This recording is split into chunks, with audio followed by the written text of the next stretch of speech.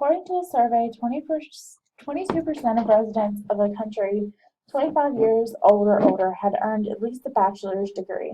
You're performing a study and would like at least 10 people in the study to have earned at least a bachelor's degree. How many residents of the country 25 years or older do you expect to randomly select? And we want to round up to the nearest integer here. So let's think about what we have here. So we know that we would like at least 10 people in the study, so that tells us that we want our mean to be in there. And we have that P to be 0.22, and that we're essentially looking for in there. So what do we know? We know a formula here. We know that our mean is n times p, so if we plug that in here, we can solve for n to determine how many residents we need to randomly select there. So if I divide, so since n is multiplied by 0.22, if I divide both sides by 0.22 here, so 10 divided by 0.22, we get 45.45 repeating, and then we want to round up here, so n is approximately 46. So I need to select 46 residents, and the reason why is we want at least 10 people in the study to earn that.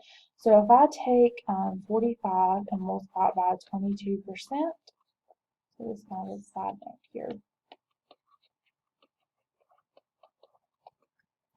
So if I do 45 times 0.22, we only get 9.9, and we want at least 10 people, so that's not good enough there.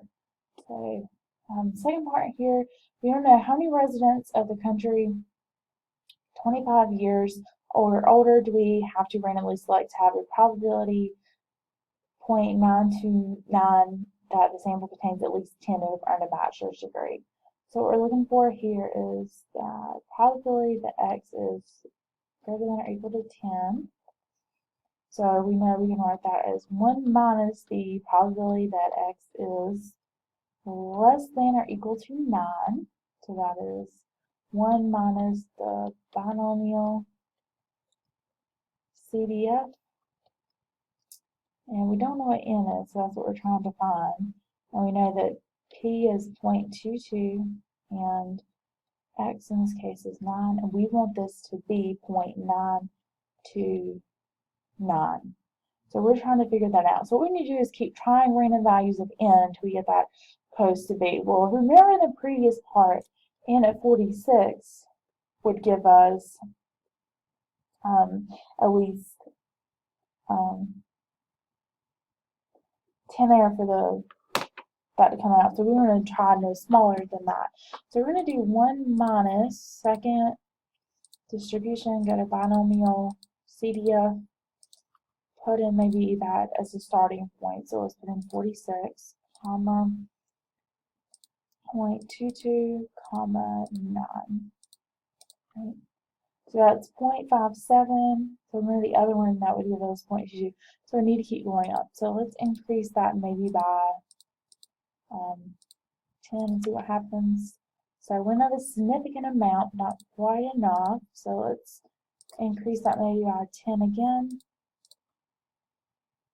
So a little bit over, so let's come down some. So let's maybe try 60. See what happens. Oops.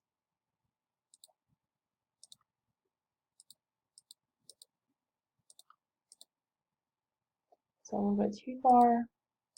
So let's cut the difference there and say like 63 maybe. It's still not quite enough.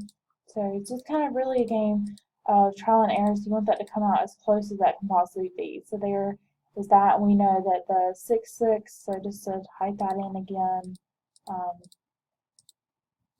was too high there. And if we type in 6.4,